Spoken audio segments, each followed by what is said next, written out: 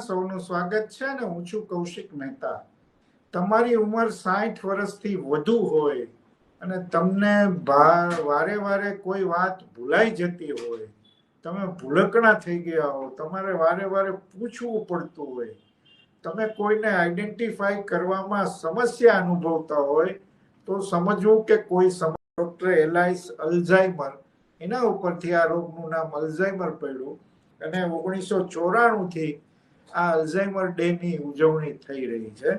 આ રોગનું પ્રમાણ વધતું પણ જાય છે અને એમ કહેવામાં આવે છે કે આ રોગ એકવાર જો થાય પછી મટવો મુશ્કેલ છે, પણ એને ઘટાડી શકાય છે અથવા તો કાબુમાં લઈ શકાય છે.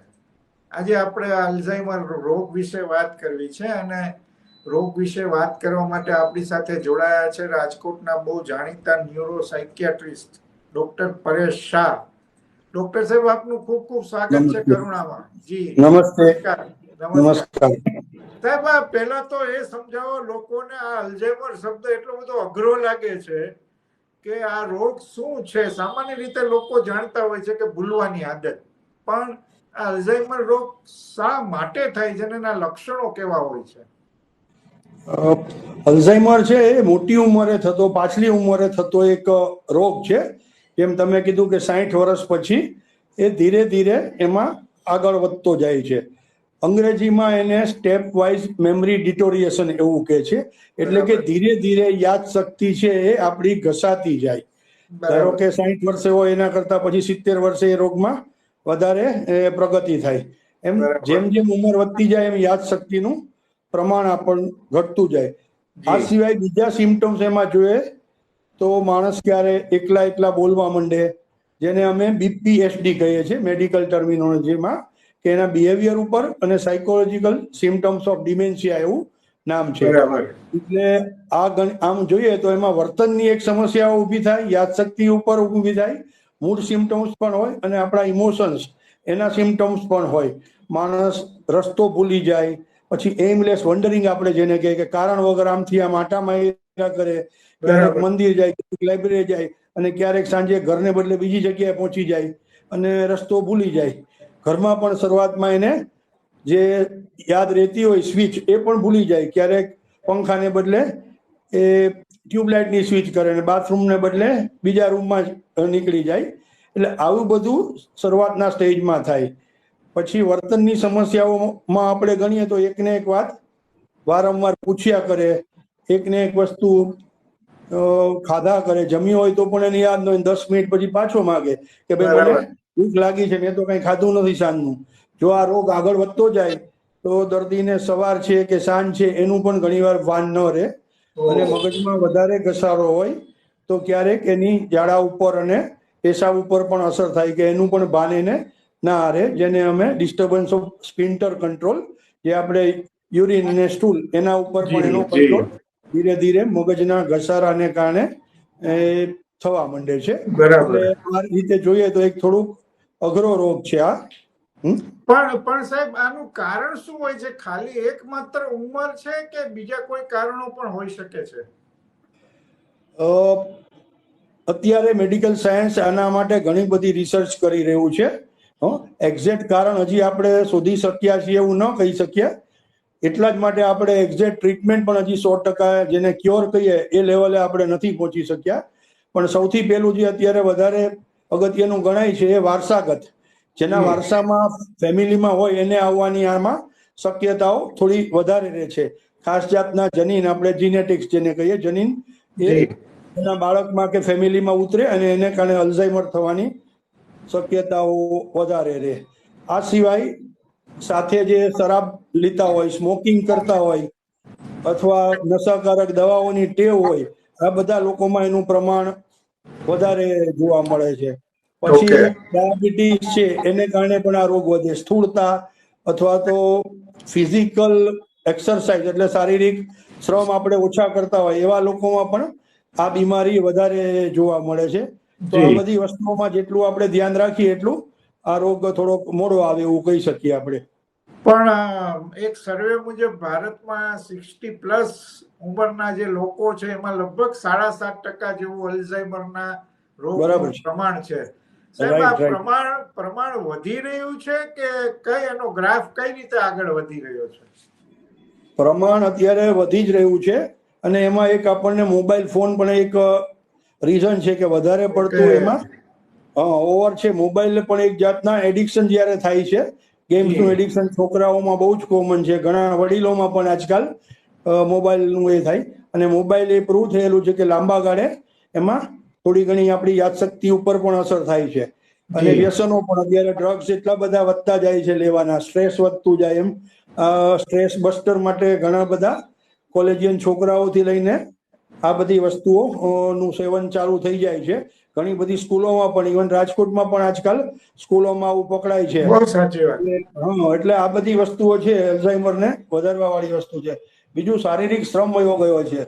મેદાનની ગેમો છે આપણે અત્યારે ખાસ છોકરાઓ નથી રમી શકતા, તો એ પણ એક રીઝન છે કે લાંબા ગાળે એ અસર કરે. એટલે શારીરિક શ્રમ જેટલો વધારે એટલું આમાં આપણને ફાયદો વધારે થઈ શકે. પણ સાહેબ આમાં એમ કહેવામાં આવે છે કે એકવાર તમને અલ્ઝાઇમર થાય પછી એ મટાડવું બહુ મુશ્કેલ છે, ડાયાબિટીસ જેવું છે. પણ તો પછી એની શું રેમેડી શું છે, એની સારવાર કઈ રીતે થાય છે? બહુ સારો સવાલ છે આ. કારણ કે અલ્ઝાઇમર તો આપણે અટકાવી સાવ નથી શકતા, પણ થોડો ડીલે કરી શકીએ. એમ આપણે કહીએ કે જો ટ્રેન 100 માઇલની ઝડપે જાય છે તો આપણે એ અમુક સાવચેતીઓને લીધે એ ટ્રેનની ગતિ 50 માઇલની કરી શકીએ. એટલે જે રોગ આપણે 5 વર્ષમાં બગડતો હોય એને આપણે જો સારવાર અને સાથે બધા સાવચેતીના પગલાઓ લઈએ તો એ રોગ 5 વર્ષની જગ્યાએ 10 વર્ષ સુધી આપણે કદાચ એને સ્ટેજ સુધી લઈ શકે કે જેથી એની યાદશક્તિ અને બીજી બધી શક્તિઓ છે એ ચાલે અને એ કામમાં પરોવાઈ શકાય. રાઈટ. હવે આમાં તો ખાસ બીજા લક્ષણો કે બીજી શું છે સાથે જોવું જોઈએ. ડિમેન્શિયા આપણે ઇન જનરલ જોઈએ, અલ્ઝાઇમર સિવાયના પણ બીજા ડિમેન્શિયાઓ હોય છે, પણ બીજા ડિમેન્શિયાઓમાં ઘણીવાર મેડિસિન, વિટામિન્સની ખામી હોય, vitamin D, vitamin B complex, આને કારણે પણ ઘણીવાર યાદશક્તિ ઉપર અસર થતી હોય છે. ક્યાંક ઈજા થઈ હોય એ પછી પણ યાદશક્તિ ઉપર અસર થાય, મગજની ઈજા એને કારણે પણ થાય. લાંબા ટાઈમનું શરાબનું સેવન, સ્મોકિંગ અને બીજી દવાઓ, આ બધી વસ્તુઓ પણ યાદશક્તિ ઉપર અસર કરે છે. એટલે હવે જો આને ડીલે કરવું હોય આપણે અલ્ઝાઇમરને, તો એક તો બધા રોગ ઉપર જેટલું બને એટલું આપણે કંટ્રોલ રાખીએ. ધારો કે હૃદયના રોગ છે, બ્લડ પ્રેશર છે, ડાયાબિટીસ છે, એ જેટલા મોડા આવે એટલું આપણને ફાયદો છે. એના માટે શારીરિક શ્રમ, પૌષ્ટિક આહાર એ બે ખાસ જરૂરી છે. અને સ્ટ્રેસ રહેતું હોય તો મેડિટેશન અથવા સ્ટ્રેસ બસ્ટર તરીકે જે વસ્તુમાં આપણને શોખ છે એમાં આપણો થોડોક ટાઈમ વધારે આપીએ. પરંતુ મોબાઈલનો ઉપયોગ જરૂરિયાત પૂરતો જ આપણે કરીએ એવું થઈ શકે. આ સિવાય એવું કહેવાય છે કે નવી વસ્તુઓ આપણે જેટલી કરીએ એટલા બ્રેઇનની અંદર નવા સેન્ટર ડેવલપ થાય, અને જેટલા સેન્ટર ડેવલપ થાય એટલું અલ્ઝાઇમર છે એ થોડુંક મોડું આવે. બ્રેઇન જેટલું એક્ટિવ રહે એટલું વધારે સારું છે. જેમ આપણે કહીએ ને ઓલું ચપ્પુની ધાર કાઢવી પડે, ચપ્પુ વપરાય નહીં તો કેમ એના જેવું છે. એટલે આપણે મગજની ધાર કાઢતા રહેવું જોઈએ. ધારો કે 60 વર્ષ થયા કે 70 વર્ષ થયા તો એમ નહીં માની લેવાનું કે ભાઈ હવે હું નિવૃત્ત થયો, મારે શું કામ છે. તો એમાં જે એક્ટિવિટી આવે એમાં એક તો ડ્રોઈંગ આપણે રેગ્યુલર કરીએ, અથવા મ્યુઝિકનો શોખ હોય તો હાર્મોનિયમ શીખીએ, તબલા શીખીએ, એવી કોઈ પણ વસ્તુઓ આપણે કરીએ, ગેમ્સ ચાલુ રાખીએ, સ્વિમિંગ છે એ ચાલુ રાખીએ. આ સિવાય એક્સરસાઇઝ આપણે ચાલુ રાખીએ. એક્સરસાઇઝમાં આપણે ગણીએ તો ક્યારેક આપણે સીધા પગે ચાલીએ તો ક્યારેક પાછા પગે ચાલવાની કસરત કરીએ, ક્યારેક સાઈડ ટુ સાઈડ વોક કરીએ. આ બધી વસ્તુ એવી છે કે જે બ્રેઇનમાં નવા નવા સેન્ટરો ઉત્પન્ન કરે. જે વસ્તુ આપણે નથી કરી ભૂતકાળમાં એ આપણે કરતા જશું તો એ થોડું આપણને વધારે પડતું એક ફાયદો એનો રહેશે, અને આ રોગમાંથી આપણે થોડા પાછળથી એનો ફાયદો રહેશે. બીજું છાપા વાંચવાના ખાસ જરૂરી છે. છાપા વાંચવાથી આપણે સાંપ્રત પ્રવાહોમાં રહીએ છીએ. અને ક્રોસવર્ડ, છાપામાં જે આડા ને ઊભા જોડકાઓ આવે છે, ક્રોસવર્ડ આવે છે, એ બધું આપણે સુડોકુ, એ બધામાં થોડો રસ લઈએ તો સતત મગજ કસાયા કરશે.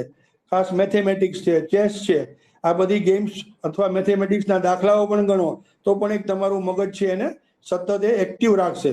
તો આમાંથી આપણે જે કંઈ કરી શકીએ આપણા લેવલે એ કરવું જોઈએ. અને સાહેબ આનું મેડિકેશન કઈ હોય છે કે નહીં, અને આગળ જતા આ રોગની બીજી વિઘાતક અસર કેવી થઈ શકે છે? ઓકે, હવે મેડિકેશનમાં આપણે જોઈએ તો અત્યારે આ રોગ માટે સિટી કોલિન છે, પછી ડોનેપ્રાઝિલ છે, મેમેન્ટિન છે, એવી બધી દવાઓ આવી છે, ગેલેન્ટેમાઇન છે, અને ઘણા બધા દર્દીઓમાં એ કંઈક અંશે ફાયદો પણ કરે છે. અને સાથે વિટામિન સપ્લિમેન્ટ જોવા પડે. એટલે પહેલા તો એનું નિદાન કરવું પડે કે અત્યારે એનામાં કઈ કઈ તકલીફો છે, બેલેન્સ કેવું છે, બધા મેટાબોલિઝમ અથવા તો આપણું બ્લડની લેવલ કરી અને કઈ જગ્યાએ ખામી છે જોવું પડે. પાકું નિદાન કરવા માટે અમે MRI કે બ્રેન સ્કેન એડવાઇસ કરતા હોઈએ છીએ, અને એમાં જ્ઞાનતંતુનો ઘસારો, જેને સેરેબ્રલ એટ્રોફી કહીએ, એ આવતું હોય છે. તો સેરેબ્રલ એટ્રોફી છે એ બતાવે છે કે અત્યારે જ્ઞાનતંતુ છે એ ઘસાઈ ગયા છે. બ્રેઇનની અંદર એક વેન્ટ્રિકલ આવે, એ પણ થોડું પહોળું થઈ જાય. એટલે એ એક નિશાની છે કે ભાઈ હવે જ્ઞાનતંતુનો ઘસારો છે એ આમાં વધી રહ્યો છે. તો આ બધી વસ્તુઓ સપોર્ટિવ છે. સાથે બીજું એક વસ્તુ જે કહેવાની રહી ગઈ, મને લાગે છે ઊંઘ ખૂબ અગત્યની છે. પ્રોપર ઊંઘ લેવી જોઈએ. આપણે એમ કહીએ કે ભાઈ ઉંમર થાય એમ ઊંઘ ઘટી ગઈને 4 કલાક ને 5 કલાક જ આવે છે, પણ એ પ્રોપર આવી જોઈએ. વધારે ઊંઘ હશે તો આમાંથી આપણે સતત દૂર રહેશું. એટલે પ્રોપર ઊંઘ 7 થી 8 કલાક થાય તો સૌથી સારું છે. મને લાગે કે ઊંઘ પણ એક બહુ મોટું ફેક્ટર છે કે જે આપણે યાદશક્તિ ઉપર, ઓબેસિટી ઉપર, ડાયાબિટીસ પર, બ્લડ પ્રેશર ઉપર બધી જગ્યાએ અસર કરે છે. અને એનું બીજું અગત્યનું કારણ કોલેસ્ટ્રોલ. વધારે કોલેસ્ટ્રોલ હશે તો બ્રેઇનમાં પણ એની અસર થવાની છે. તો એ પણ એક કંટ્રોલમાં રાખવું જોઈએ. તો ઇન જનરલ આવી બધી સાવચેતીઓ આપણે લઈએ તો આ રોગથી આપણે દૂર રહી શકીએ. અને મેડિસિન જે કીધી મેં, એક્સરસાઇઝ જે મેં કીધી, અને મગજની એક્સરસાઇઝ આપણે સતત વાંચતા રહીએ, સતત એક્ટિવિટીમાં રહીએ, તો એ આપણે સારામાં સારું એમાં આગળ રહી શકીએ. પણ સાહેબ, આમાં વર્ષ ટુ વર્ષ સિચ્યુએશન કઈ આવી શકે? ઓકે, હવે અલ્ઝાઇમર જેમ જેમ આગળ વધતો જાય એમ ધીરે ધીરે બ્રેઇનના બધા જ ભાગમાં એની અસર થવા માંડે. અને પછી એક માણસ એમાં એક સ્ટેજ એવું આવે કે ડિલિરિયમમાં જાય, ડિમેન્શિયામાંથી ડિલિરિયમમાં જાય, અને પછી એમાંથી એ બેભાન થાય, કોમામાં જાય, કોમા ડીપ થાય. અને એવું બને કે અમુક એ છે જ્યારે સાવ બધું કામ બ્રેઇન ન કરે, કારણ કે આપણા આખા શરીરનો કંટ્રોલ બ્રેઇનમાં છે. જેમ જેમ બ્રેઇનનું ફંક્શન, બ્રેઇનનું કામ મળતું જાય એમ મલ્ટી ઓર્ગન ફેલ્યોર આમાં થઈ શકે, અને ધીરે ધીરે માણસ મૃત્યુ તરફ દોરાતો જાય, જેમ જેમ બધા અંગો કામ ન કરતા જાય એમ. પણ આ બહુ લેટ સ્ટેજ છે. એટલે શરૂઆતમાં આપણે કંટ્રોલ કરીએ તો ઘણી બધી નોર્મલ લાઈફ માણસ જીવી શકતો હોય છે. અને બીજા બધા રોગ છે એ પણ સાથે કંટ્રોલ રાખવાના. જી. અને આ 21મી સપ્ટેમ્બરે દર વર્ષે ઉજવાય છે, અને આ વખતેની થીમ છે time to act dementia, time to act on Alzheimer. આવી એક થીમ નક્કી થઈ છે. એ વિશે શું કહેશો સાહેબ? એટલે આપણે ઘણીવાર આ રોગને એમને માથે શું કહેવાય, માથે મારી મૂકીએ છીએ કે ભાઈ ઉંમર છે તો યાદશક્તિ તો જાય એમ. પણ એવું નથી. આપણે સાવચેતી રાખીએ તો એમાં પણ આપણે ફેરફાર કરી શકીએ છીએ.